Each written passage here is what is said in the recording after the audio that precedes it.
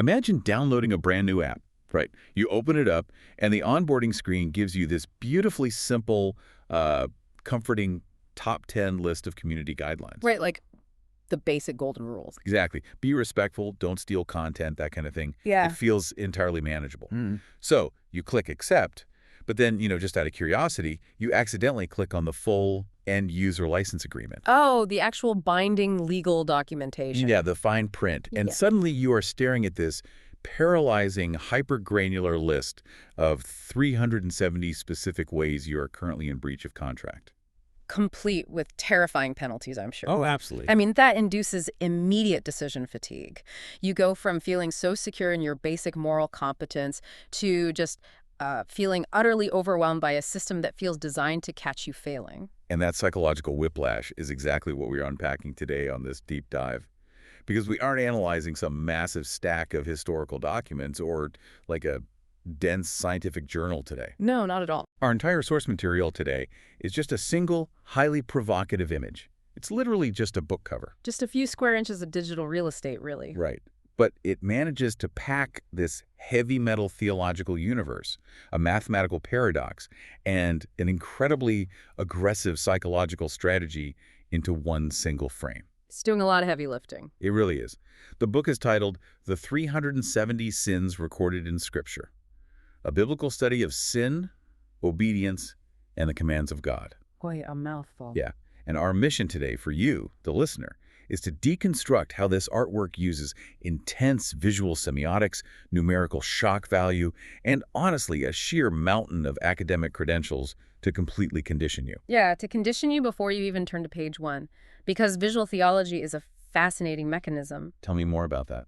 Well, when a designer and an author collaborate on a cover like this, they aren't just trying to make it look interesting on a shelf, they're building a cognitive architecture. Right. They are telling you exactly how to feel about your own life, how to view the authority of the writer, and establishing the exact stakes of the information inside. So let's start with that cognitive architecture, specifically the mathematical paradox that's just staring you right in the face. The numbers. The numbers, yeah. Dominating the very top of the cover in these massive glowing gold letters is the headline, The 370 Sins. It's very visually heavy. It looms over everything. But then your eye gets drawn down to the right side of the image, and sitting prominently on a glowing hillside is a stone tablet clearly engraved with the words 10 Commandments. It's actually a brilliant exploitation of cognitive ease versus cognitive load. Okay, unpack that a bit. So the 10 Commandments represent cognitive ease. Psychologically, human beings can hold a list of 10 items in their working memory pretty easily. Which is why we love top 10 lists, right? Exactly. It's why marketing copy relies on small, digestible bullet points.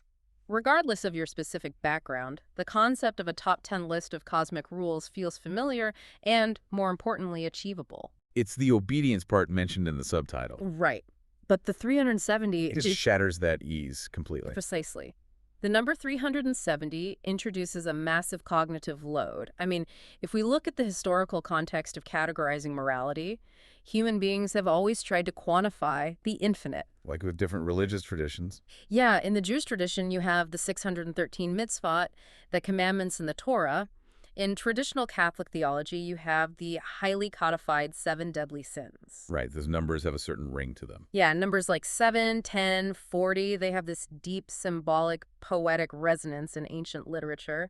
But 370, it doesn't have that mythical ring to it at all. No, it sounds empirical. It sounds like a spreadsheet. It really does. It makes me feel like I'm being audited by the universe. Yeah. But, I mean, from a marketing standpoint, why feature the familiar, comforting 10 Commandments so prominently in the artwork when the entire unique selling proposition of your book is this terrifying list of 370 specific infractions? It seems counterintuitive. Right. Doesn't that just invite exhaustion for the potential buyer? It does invite exhaustion, but it also engineers a profound knowledge gap. Okay. By visually juxtaposing the familiar 10 with the exhaustive 370, the cover is deploying a very specific psychological tactic. It's essentially saying to you, well, you think you're a good person because you haven't broken the 10 basic rules. Like you haven't murdered anyone, you haven't stolen anything. Exactly, but it's telling you your understanding is kindergarten level. It weaponizes your comfort. Wow, weaponizes your comfort. That's intense. Yeah, it implies that while you've been living your life based on the summary, you've been completely ignorant of the unabridged legal code.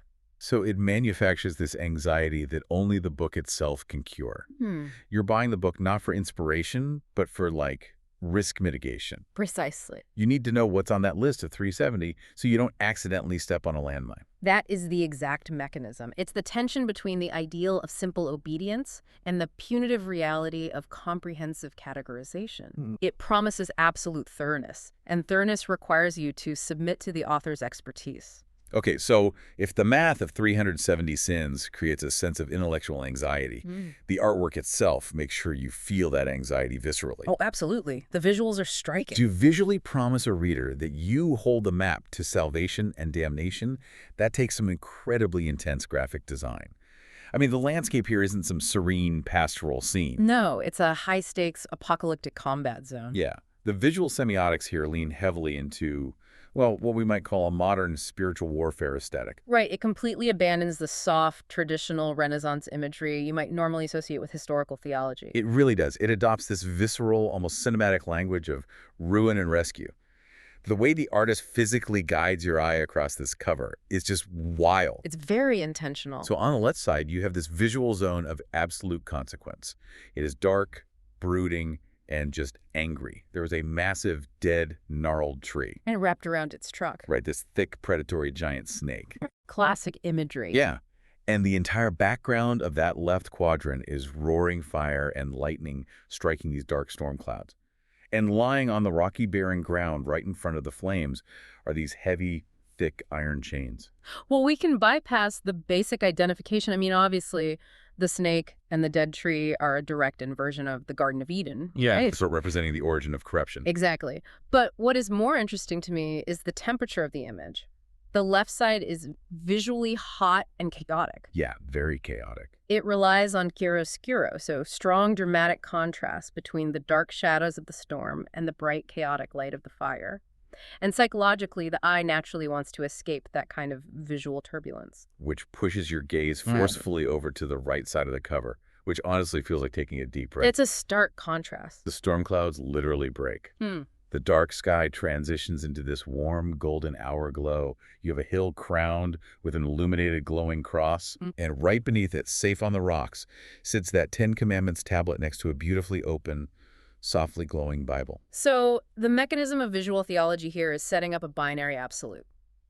The left is the problem, right? The chaotic, fiery reality of the 370 sins. And the right is the solution. It's the structural order of the commands of God and the grace represented by the cross. It's law and gospel, visually separated by this hard, invisible line. But the most crucial part of this entire image is what sits exactly on that invisible line. Because the center of the cover isn't empty space. No, it's occupied. Right. There's a lone figure standing perfectly in the middle, bathed in this brilliant razor-sharp vertical beam of heavenly light coming straight down from the sky. And it's not what you'd expect. Not at all. It's not an ancient prophet in sandals and robes. It's a modern guy. Yeah. He's wearing a hoodie, casual pants, maybe jeans or cargos, and his back is turned to us. The inclusion of the modern man is really the fulcrum upon which the entire cover operates. Well, I have to ask you about a specific detail regarding this guy because I'm genuinely stumped by the visual logic here. Okay, what is it? I'm looking at those chains on the left side again, the heavy iron chains lying on the rocky ground. My first assumption, looking at the fire and the lightning, is that the environment is so apocalyptic that even the chains melted and snapped. Ah, I see. Like the fire on the left just destroys everything, which is incredibly bleak. Am I reading that right? It's a very easy assumption to make, especially given how destructive that left side looks. But if we apply the visual syntax of historical liberation theology, the meaning actually flips entirely. Wait, really? Flips how? In this specific genre of religious iconography, chains almost never represent the environment. They represent the spiritual state of the human. Oh, I see. So the broken chains belong to the realm of the dark left side, yes, but they aren't broken by the fire. They are broken because the modern man stepped out of that darkness and into the central beam of light. Oh, wow. So the destruction isn't environmental at all. It's personal liberation. He literally dropped the chains of the 370 sins and walked to the center line. Yes. The light beam isn't just an aesthetic spotlight, it's an active, isolating mechanism. It highlights his agency. By placing him squarely on the dividing line, the artist makes him a proxy for you, the listener. Okay, the hoodie suddenly makes total sense. Right. The wardrobe choice is critical to the immersion. If the central figure were dressed in, ancient flowing robes, the book would read as a historical or abstract academic text. You'd observe it from a distance. Exactly. By putting him in an everyday hoodie, the cover collapses thousands of years of theological history directly into your present reality. That's fascinating. It tells you that the ancient cosmic battle of the snake and the cross is happening right now in your modern life while you are wearing your everyday clothes. It turns the cover into an interactive menu screen for your soul. It's forcing you to map yourself onto that exact spot. Yes, exactly. You're the one standing between the chaotic, fiery consequences of all those hidden rules you didn't know you were breaking and the glowing, peaceful order of the right side. You have to choose your path. And it does so by physically turning the figures back to us. In art history, a figure seen from behind, it's called the Rücken figure technique, famously used by romantic painters like Caspar David Friedrich. Oh, right, the wanderer above the sea of fog kind of vibe. Exactly that. It invites the viewer to identify with the subject and look with them at the landscape. You aren't looking at him, you are meant to step into his shoes and look out at the terrifying choice between the 370 sins and obedience. But, to visually promise a reader that you hold the absolute dividing line between cosmic salvation and fiery damnation takes an incredible amount of, audacity. It's a bold claim. You are drawing the definitive map of reality, which logically makes you ask, who actually believes they have the authority to draw that map? Right. Who is standing at the front of the room handing out this incredibly heavy syllabus? The epistemology of the cover, basically how it claims to know what it knows, relies entirely on the messenger. Makes sense. When the message is this granular and definitive, the messenger must appear infallible. Which brings us to the bottom of the cover.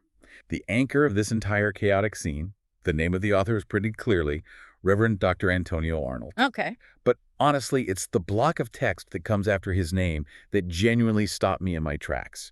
It is an absolute alphabet soup of credentials. Let's hear it. Let me read this exact string of postnominal letters. Deep breath, MDiv, MRE, MATS, BT, BIS, CAI, CDM, CBE. It is an extraordinary visual block of text. It's massive. Looking at this, my first thought was that this author has almost as many degrees and certifications as there are sins in the book. That's one way to look at it. But let me push back on this strategy because from a reader's perspective, this almost feels counterproductive. I get wanting to establish credibility. But stacking 8 different acronyms after your name, does that actually make you trust the author more? Or does it feel like a massive wall designed to keep you out? It's an imposing wall, for sure. Yeah, it doesn't feel like an invitation to a thoughtful conversation. It feels like I'm being told to sit down and be quiet because the supreme expert is talking. Well, you're touching on a vital psychological dynamic of credentialism, particularly in highly dogmatic texts. Okay. The short answer is, this cover has no interest in inviting you to a conversation. It is a declaration of unilateral authority. Wow. Unilateral authority. Let's look at why religious texts specifically use this tactic compared to secular academic works. Yeah, because a secular history book usually just says PhD and leaves it at that. Right. A secular text relies on the reputation of the university press or a single terminal degree. But when you are dealing with a religious text aimed at a lay audience, especially one making a claim as radically specific as categorizing exactly 370 sins. Exactly. You are operating in a space of high epistemological vulnerability. Meaning, people are going to question how you came up with that specific number. Exactly. You're claiming to have meticulously, exhaustively audited the entire biblical canon. If you say there are 370 sins, someone is immediately going to say, well, what about 371? Did you miss one? Or did you invent some? To defend against that inevitable theological scrutiny, the author deploys credential stacking as a form of intellectual armor. Ah, so it's a shield. It is the architecture of unquestionability. MDiv is master of divinity. MRE is master of religious education.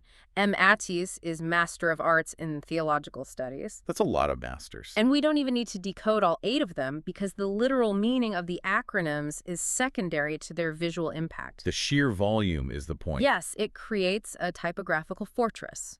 By combining the traditional pastoral and academic titles, Reverend and Doctor, with a dense block of postnominal letters, the cover signals that the author possesses the supreme linguistic, historical, and theological tools to find these 370 sins. It's basically telling the reader, do not question my math.